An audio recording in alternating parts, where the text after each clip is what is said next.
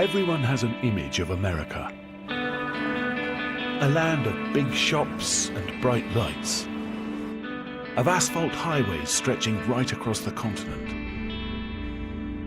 But there's another America, and I'm going to find it. Dotted around this nation's shores are many thousands of islands that also fly the stars and stripes.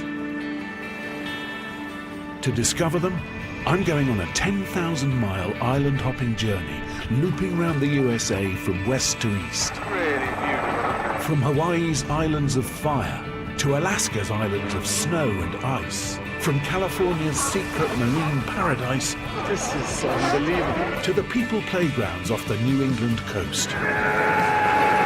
Along the way, I'll see nature at her most spectacular. I'll encounter the animals that inhabit these far-flung places. Oh, hello. Oh, boy. There's my first white shark. And I'll be meeting people who live in their own sea-bound worlds. I knew I was going to be good at this. Each with their own identity. I'll find the deep spots for you. Thank you. And their own unique story. So if you want to see a different USA, come with me and discover the islands of America.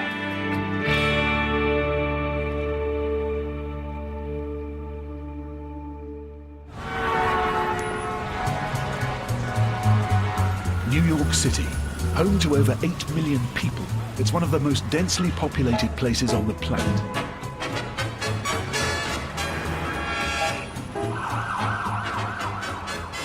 Walking along these busy avenues, it's easy to forget that New York is a city of islands. I've traveled up America's east coast from Virginia. My starting off point is Manhatten Island on the Hudson River estuary.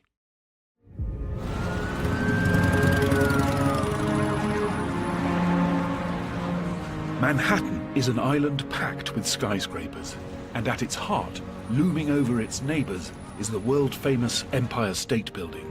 For many years, the tallest man-made structure on the planet.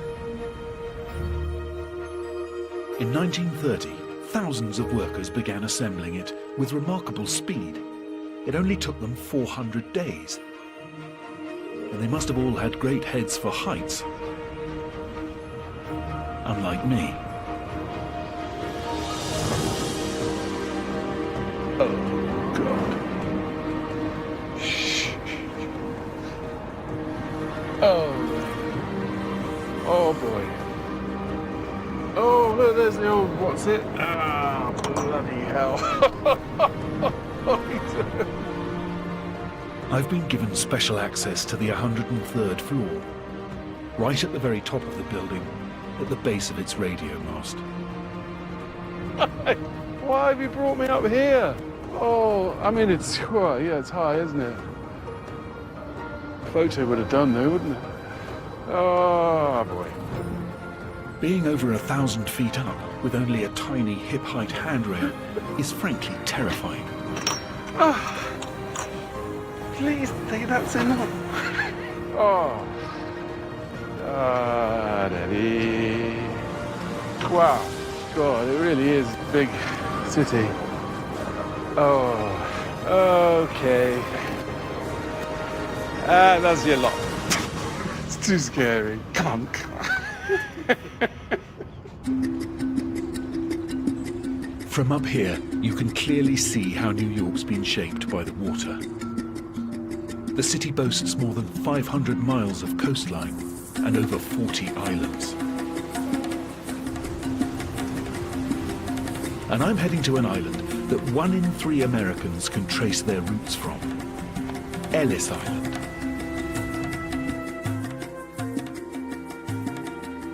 In 1892, Ellis opened as an immigration center for those arriving to the US by sea.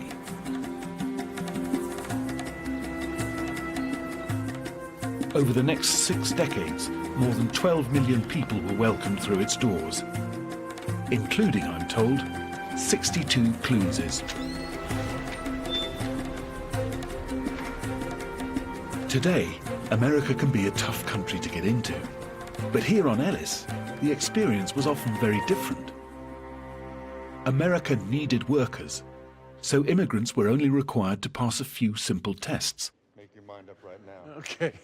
I'm here to meet park ranger and guide Doug Treem. Immigration is seen as a dirty word now, but this is obviously being built to impress everyone coming in. Definitely. The most people that ever went from one place to another on planet Earth in the history of our species did it in this room. It was in this grand hall that the fates of millions of families were decided. The first step was to pass a physical exam, to weed out the incurable and contagious. And if doctors had any lingering doubts about you, some also faced a test of mental agility. You see the square? Yes. You take these blocks, you put them inside in the shape of a square. Okay. 3 minutes or less, go! All right. Fantastic. Look at that. He's got nothing right yet, but he's doing pretty good. Really, nothing right. Fail this, and I'll be labelled feeble-minded and sent back home And a again. minute. 2 right. Oh, yeah. 3 right. Yes. And where's that gonna go? 3 minutes on the nose. Phew. Tough. Only one hurdle remained. Some rigorous questioning.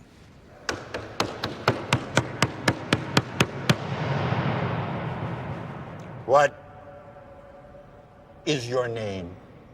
Martin Clunes. Are you a communist? No, sir. You an anarchist? No. It's even better. Are you a polygamist? Sagittarius. I beg your pardon? Martin, I'm gonna take that as a no. No. Welcome. You're in, pal. You would go down the stairs into the whole rest of your life. Good luck! Almost all immigrants passed the citizenship test. They walked down these very steps and out in search of the American dream.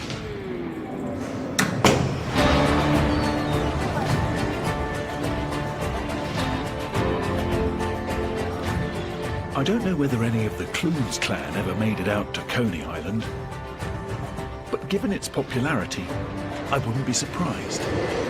Coney is the last stop on the New York subway, and pleasure seekers flock here in their millions every summer.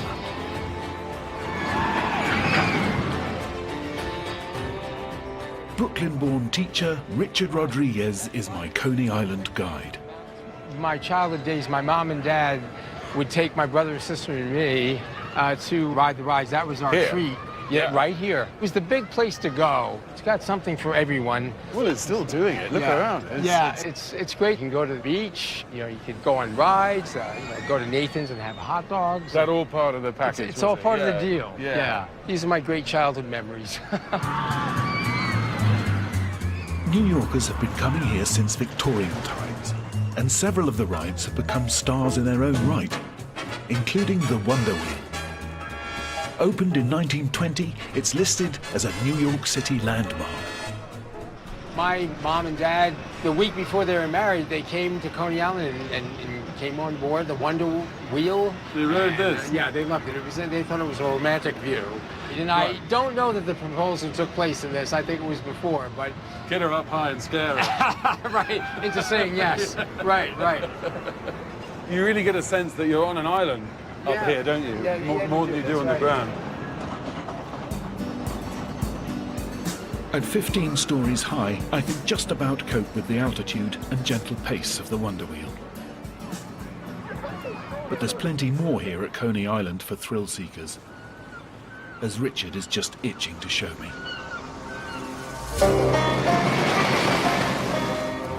This is the Cyclone, a vintage wooden roller coaster, and especially close to Richard's heart. When he was 19 in 1977, Richard got his name into the Guinness Book of World Records for the longest ever roller coaster marathon. Thank you very much. This is where I did my world record. Car number 6. of the great famed Coney Island cyclone, the world's greatest wooden coaster, my favorite of all time. All right. Now we're locked in, there's no turning back. Okay. Richard spent 104 hours riding the cyclone, Okay. Here we go. Okay. pausing only for bathroom breaks. You'll like this. I was on this thing 2,375 times when I did the record. So I got used to Richard's this. enjoying himself, but I'd like one of those bathroom breaks. Get a nice view of yeah. It's a beautiful day. I don't know why we're doing this. Right. Well, we'll be on the boardwalk soon. Oh, here we go. Here we go. This is going to be bad. Now you'll be all right. Oh.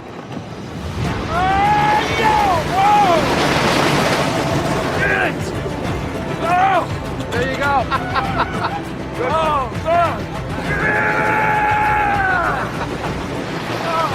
We hit speeds of 60 miles an hour, but you'd hardly know it from the smile on Richard's face.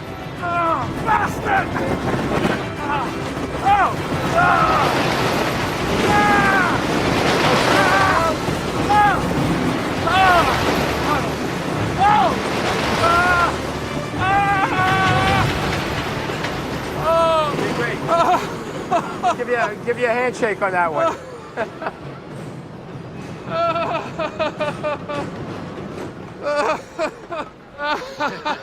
You're still laughing. That's exhausting. Oh, So you've been initiated, see now? yeah, I have. What do you say, one more?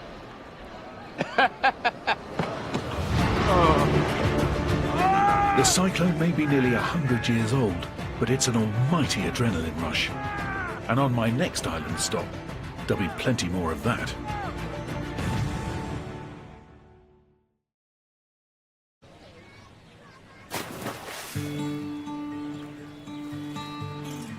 The next stop on my journey around America is the island of Martha's Vineyard in Massachusetts. I've traveled 200 miles from New York to this beautiful island in the Atlantic. Lying 7 miles off the mainland, it's only accessible by air or boat. Martha's Vineyard is a magnet for holidaymakers and a playground for the wealthy. I've come to Edgerton on the island's east shore. Founded by British colonists in the 17th century, it's a picture postcard kind of place. If you're a film buff, some of these charming streets might look familiar, because in the 1970s, Martha's Vineyard provided the backdrop for one of the biggest blockbuster movies of all time, Jaws.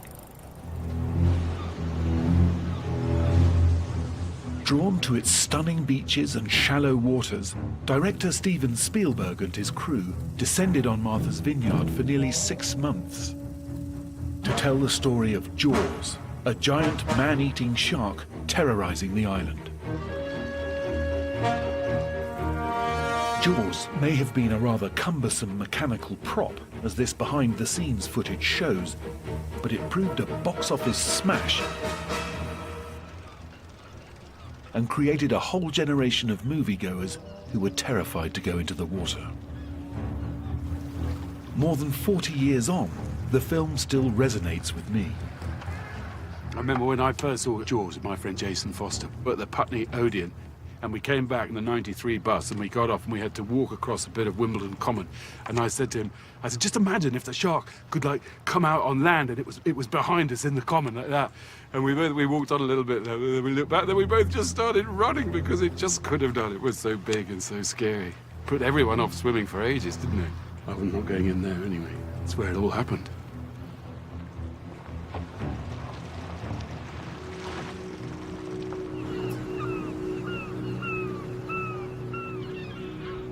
Just up the coast, near the island of Monomoy in Cape Cod, work's being done to try and rehabilitate the great white's terrifying image.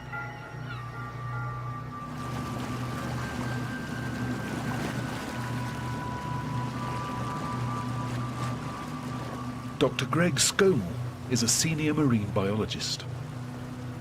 Twice a week, he and his research team, assistant Megan and skipper John, head out into the Atlantic in a surprisingly small boat to search for great whites.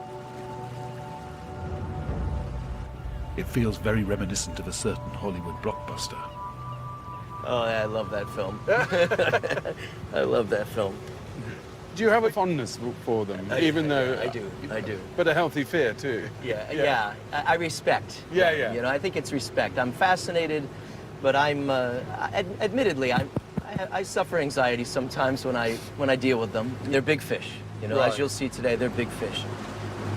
Greg runs a conservation project aiming to improve our understanding of these frightening but majestic creatures. We're trying to figure out how many white sharks live here in the summertime. And the best way to do that is to go out and count them. So one of the things we're finding out is sharks come back to Cape Cod each year after migrating literally thousands of nautical miles, coming back sometimes the very same day. Amazing. They have very distinctive color patterns, particularly where the gray of the back meets the white of the belly. Right.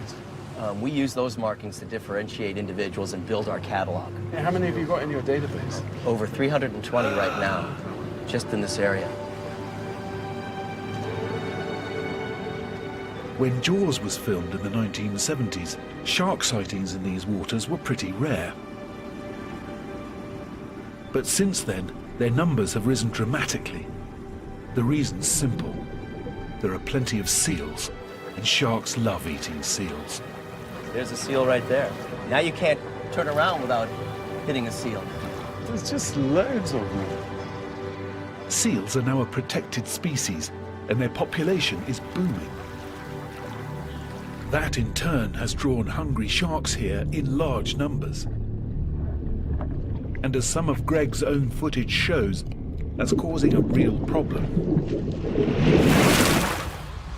Because the great white's hunting grounds are also popular with holidaymakers,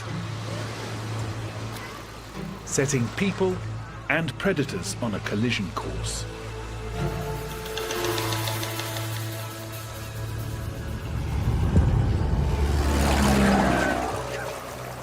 It makes Greg's work all the more pressing. With the help of a spotter plane, piloted by former Vietnam War vet Wayne, his team can track sharks from the air.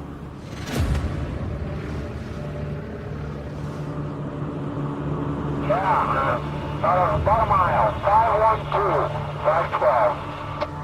512. Okay, we're on our way. Wayne, our spotter pilot, just saw a shark. This is the dance. This is the game.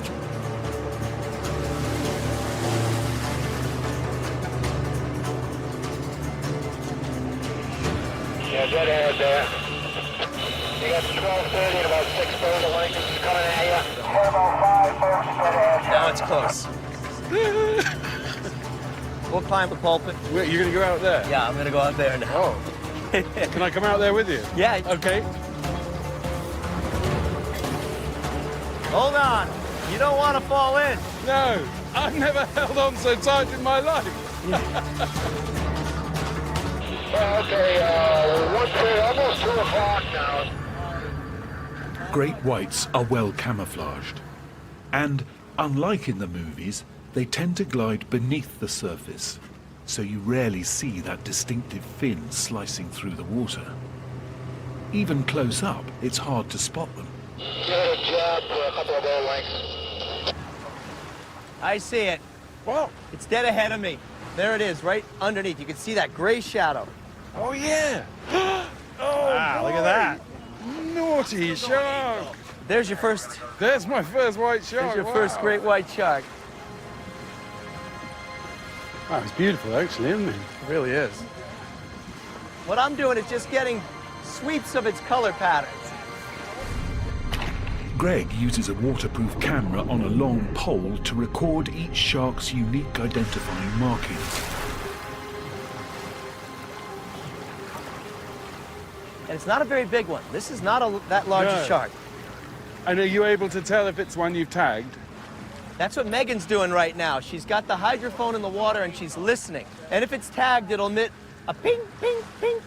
So we haven't heard anything from this shark, which means it's not tagged. So you'd quite like to tag that one? I would, but he's going deep though. He's got another one. He does? Yeah. We'll move on to the other one. I can see, yeah. Move it in. There. Oh, yeah. Right there, that shadow. Yeah, it's bigger than the last one. Oh, yeah. That's probably 11-foot shark. Ooh. And what it's doing is just patrolling, hoping to encounter a seal that's leaving the beach to feed. Oh, this one's on to me. Look at that. Look at that. These sharks can accelerate very quickly. They can burst up to speeds of, 25 to 30 miles an hour. Wow. Keep coming around, John. You got about 4 boats. Oh!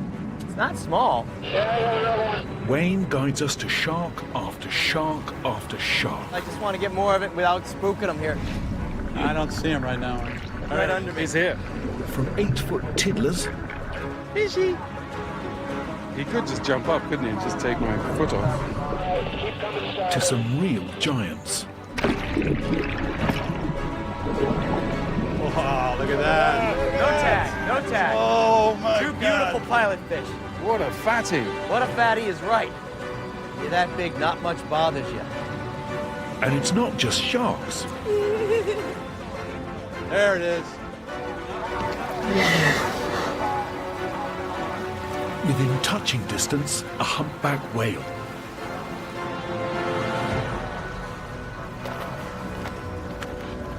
But then,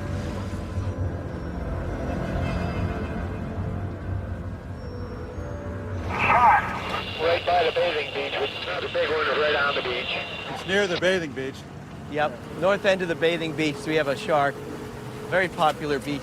Oh my We're gonna put an alert out to the lifeguards that are gonna pull the people from the water. I just sent the alert. Probably like 3/4 or maybe a mile. as lifeguards pull swimmers out of the water, we head north as fast as we can. You got 3.5 now. A little bit to 4. There you go. No, yeah, keep coming. Look left, look right. How close are we? 6 boats coming at you, by the way. What? Okay, It's coming right Yeah, at us. 4.5 coming at you. Oh my God. Oh boy. Oh, Look at the size of that. Gee whiz.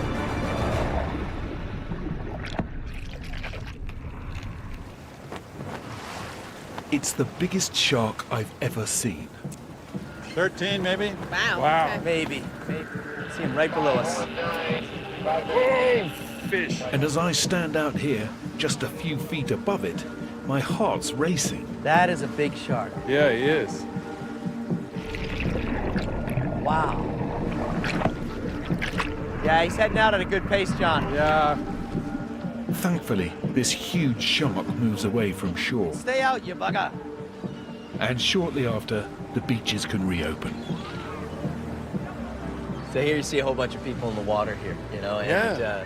I mean, this is the coexistence we're talking about. Can people still go in the water when we had a shark just meters away? And it's a tough one. It's a real tough one because this is a very popular area. Yeah. There are warning signs on these beaches, but some still take their chances. They're waving. Yeah. They're waving. Shark! You're going to lose your legs. I just wouldn't relax enough for a swim here. I really wouldn't. I wouldn't go in the Wimbledon swimming pool after seeing Jaws, just in case. Yeah, I got another one. Pretty close to the beach. He's going shallow. Yeah, it's going right in. In just a few hours, we've encountered 12 great whites. It's been exhilarating, but also a bit alarming. Because what I've learnt is that a great white could be swimming along right next to you, and you'd never know it was there. Whoa. Do me a favor and don't go in.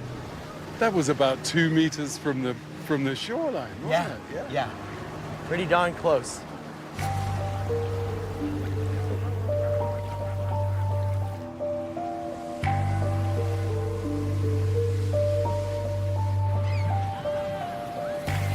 With so many sharks and so many people in close proximity, the inevitable was bound to happen. A few weeks after I was here, a young man was bitten and killed just meters from the beach.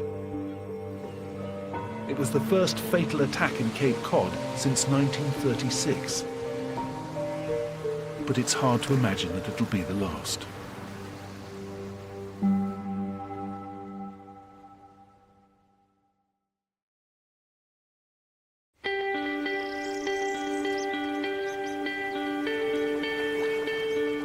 This is Maine, America's most easterly state. After the thrill of chasing sharks, I'm traveling at a more leisurely pace. It's an ideal way to take in Maine's beautiful, rugged coastline. There's hundreds of islands off the coast of Maine, and they've got some terrific names. One's called Pound of Tea, another Sow and Pigs, or Gooseberry, Junk of Pork, or my favourite, Dingley. I wonder if they got a Dell there. I wonder.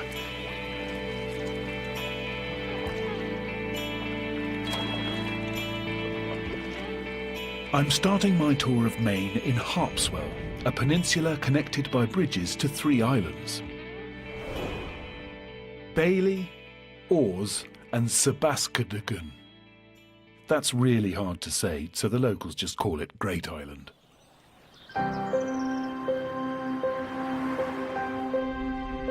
And I'm heading there to meet one of the oldest families in the area, the Watsons.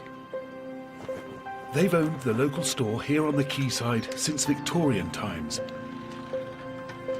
and it doesn't seem to have changed much since. Today, it's run by 73-year-old Rob Watson. What's the story with your great-great-grandfather? How come your family ended up here in this store? They were on a ship similar to that one, and they got blown in here in a storm and decided to stay. Really? Yeah. As accidental as that, really? Accidental as that, yeah. That's so the story goes. It was around 1850. It's a hell of a spot. It is. This It's a view nice here, spot. yeah. It's a nice spot. When Rob's great-great-grandfather was washed up here, his family began keeping records of all the merchandise they sold to islanders. Harpswell, August the 14th, 1863. 1 gallon of molasses, 44 cents, I guess. 44 cents? I guess so. Amazing. Mind you, I said that. I don't know what the price of molasses is now. Anyway. 2 dog buttons. Oh, no, 2 dozen buttons. I haven't been reading long. I'm relieved to see Mr. Coffin buying only peas and cucumbers. These names of the customers, are there many of those that are still around, the families that are still around? They certainly are. You know, Wallace, Darling, they're all still around? Yeah, there's some of them around still. Is there a sort of a strong sense of community here? Oh, there certainly is, yeah. We're fortunate to be here. If it weren't for our forefathers blown in here during a storm, we wouldn't be here. I don't want to go anyplace else.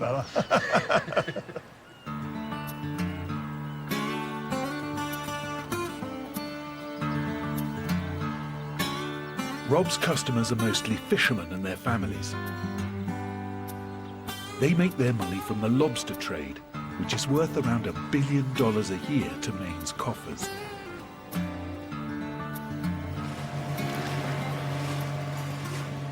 When she's not in high school, Rob's granddaughter, 15-year-old Lexi, does her bit to keep those traditions alive. I'm joining her on her lobster boat, the I Mean Business. You're perfectly happy out here on your own? Yep. What do you enjoy about it? Just being out on the water, I guess. Yeah? Yeah. Being able to, like, run my own boat, probably. Lexi is a 7th-generation islander, and even though she's only 15, she's been working these waters for quite a few years. I've been fishing since I was 8. Since you were 8? So who taught you? My grandfather. And with school, are you just trying to get through it quick and then you're going to fish full-time and work on your family business? I'm not sure yet. I know I want to go to college, but... But you don't think you want to necessarily just full-time be a lobsterman? I have no clue yet. Okay.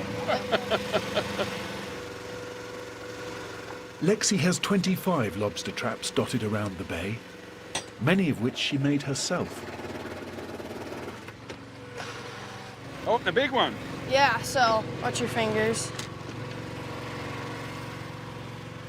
Okay, so this one, its tail is really skinny, so it's a male. Yeah. If it was female, the tail would be really wide. So But that's a good size, is it? we'll see. Yep, it's a keeper.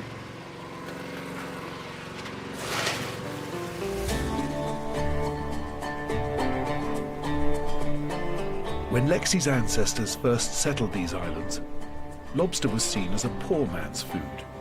So bountiful, it was even fed to Maine's convicts. But today, it's become a luxury. Oh, a couple of good ones. And Lexi earns around $10 a kilo for these bad boys. Wow. Oh, that's a whopper. Nice big claws. Yeah, You know, you're making quite good money doing this, aren't you? yeah, so I had to save up for a car. Have you always been quite business-minded, even before you started fishing? Were you quite? Not really. Not really.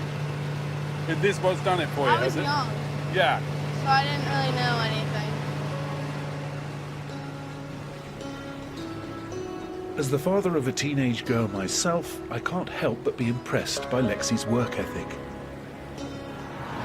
But sometimes hard graft alone isn't enough to get by here.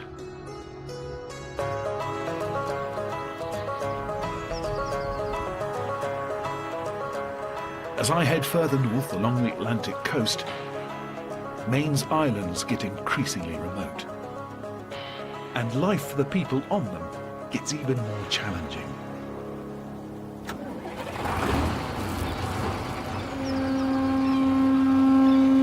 I've hitched a ride aboard the Sunbeam Support Ship, a charitable mission that's been going for over 100 years. The ship's crew, skipper Mike, chaplain Douglas, nurse Sharon, engineer Story, and ship steward Gillian head way out into the Atlantic Ocean to offer their help to the most isolated island communities, arranging everything from coffee mornings to counseling sessions. We just want to help these communities be as healthy as they can be. Right. They tell us what they need, whatever it is, spiritual health, physical health, mental health. And they depend on you. They do depend on us. They're very independent people, but it is really challenging to live on an island year-round because of their remote and isolated locations.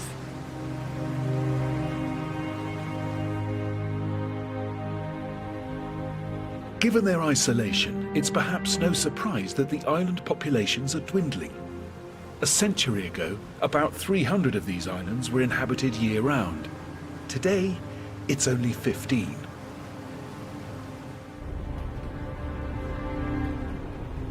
After a 4-hour crossing, our first island stop, Matinicus, is in sight. The harbor reminds you of 100 years ago.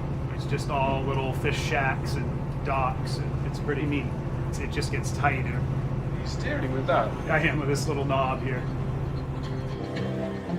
Our captain, Mike, skillfully guides us into port. Just can't believe you can get this boat in there. I mean, it's crazy. The entrance is barely wider than the Sunbeam itself. But luckily for them, I'm here to help. Steady ahead. Pull her in. Up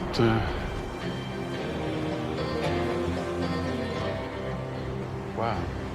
He really has put this very, very big ship Hard port rudder, see if you can get on. into a very small space. So you got it? All right. Lucky I was here. Wow.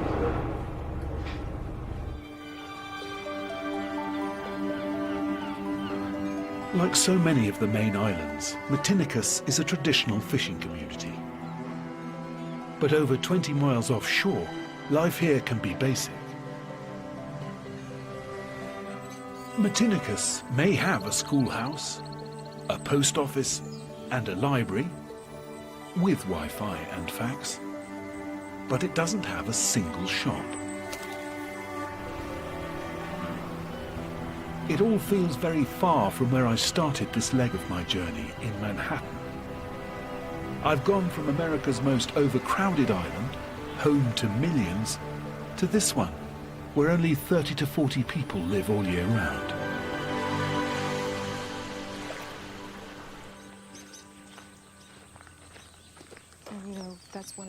I'm joining the Sunbeam's nurse, Sharon, on one of her regular home visits. Today, she's checking up on Bill Hoadley. Hi again, Bill. Hi.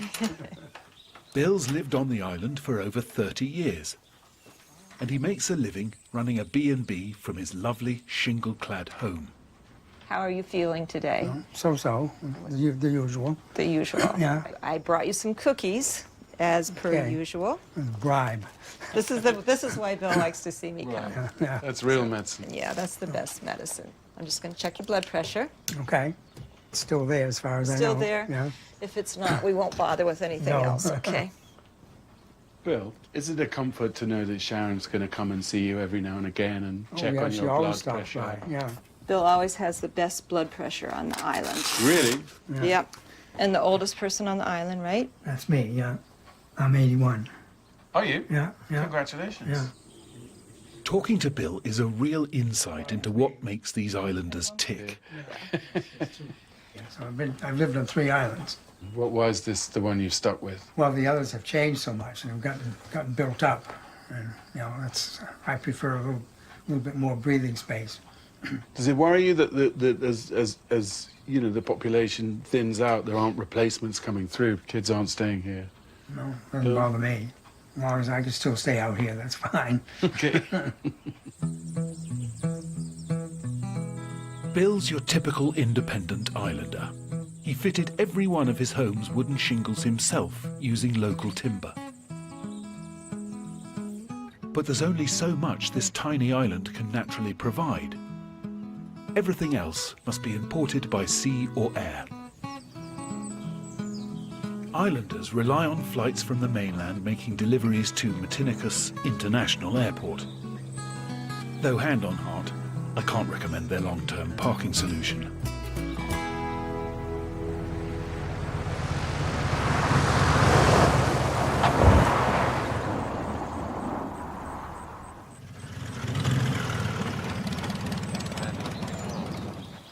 How are you? Another day in paradise. Morning. Bill's here to collect some everyday essentials, and he's not alone. Half the island has turned out. If a single picture can tell a story about the challenges of island life, it's this one. Is that it? Islander Gary Peabody explains. How important is the plane to the It would be very difficult to live here without that. I mean, it's a lifeline for us. In the morning, they bring us our groceries, our mail, and then in the afternoon, they'll bring the freight. Twice a day? Twice a day. Even in the winter? Yeah. You know, with 23 miles of water between us and the mainland, it's basically an on-demand service. If somebody is sick or ill, needs to get off the island, they will fly us off. They've never failed us yet. Yeah, I bet.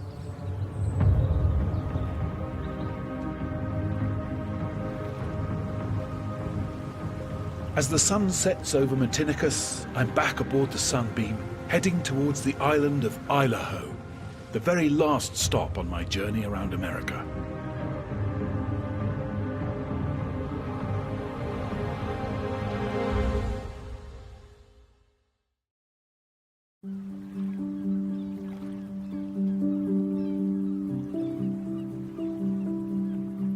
It's dawn on Idaho, my final island stop. And the crew of the Sunbeam support ship are preparing a massive breakfast for the islanders. It's a chance for one of America's most isolated communities to catch up over a cuppa.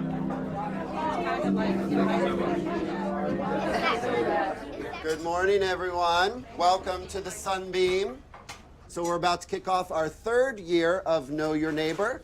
So I present to you the Idaho School.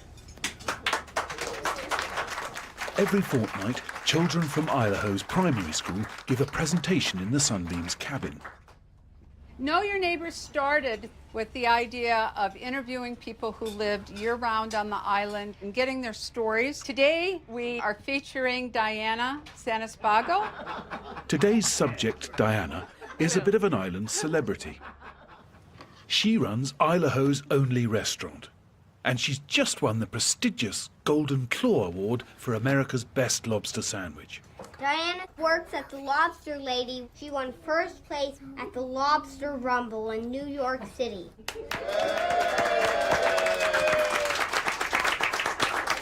you haven't had one yet, treat yourself to a lobster roll. Nice.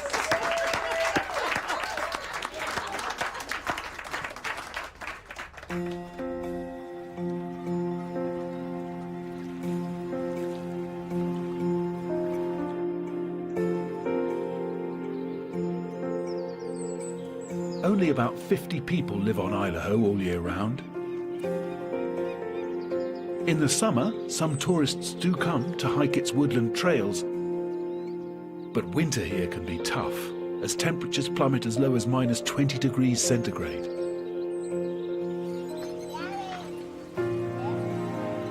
Despite its hardships, a core of families stick it out. And replenished by a hearty breakfast, their children are back at school today, at the start of the autumn term. Good morning, Isabel. Hi, Rita. Good morning, Gianna. Good morning. Good morning, Gab. Good morning, Miss Rita. Good morning, Ocean. No good morning from you, huh? A century ago, Idaho had 4 schools. But now, as its population tumbles, its one school only has 4 pupils. The elegant science. I wonder how they feel about living and learning so far from the mainland. But what do you remember about monarch butterflies? Teacher Rita McWilliam has invited me to sit in on this morning's class. Do they stay in Idaho all winter? No, Maya. They migrate, just like the birds do. And where do they migrate to? Mexico. Down to Mexico. What do you think, growing up on an island? If there's one thing you could change, what would it be? Probably if there was a little bit less cars. Less cars? There's barely any cars already. It's called traffic if there's 3 cars on the road, Ocean. I know. Isabel, what would you change? I would change if there was less mosquitoes. Good change. Yeah. Yeah. Probably the moose flies. The what? Moose flies. Oh, moose flies. They're like... Flies with horns like a moose. No. I think Ocean would appreciate a couple more boys. Oh, yeah. Okay, let's turn this into a boy, this into a boy, and this into a boy. I would prefer to stay as a girl. Thank you very much. Cool. Don't you see? Some people might assume that being so tiny, Idaho's school wouldn't work. But these lovely children are clearly very happy and very engaged. To them, this is simply school, whatever the subject. Okay, time to dance. Time to dance, folks. Today, I would like to focus a little more on expressing our emotions. And Douglas from the Sunbeam is roping me into one of his regular dance classes. Every part of your body. How do you move when you feel happy? I start to hear giggles and laughter.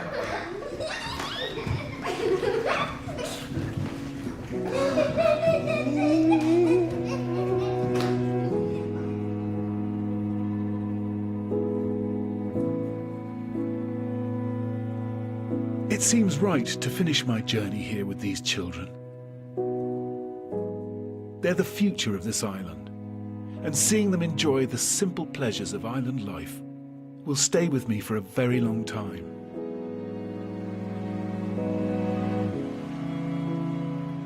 It's been a remarkable trip, over 10,000 miles around this vast continent, finishing here on America's most eastern edge.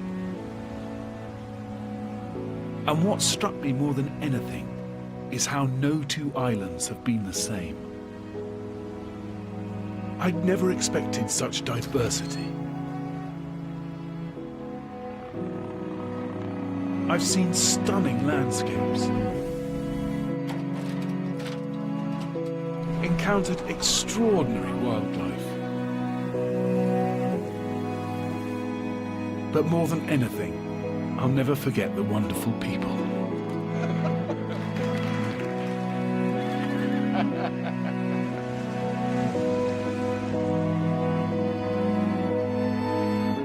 It's the end of my trip around the islands of America. It's been epic, absolutely epic. And I'm knackered. But I've had an amazing time. I'm very grateful to have done it. We could go on, there's loads more, but now we have to stop.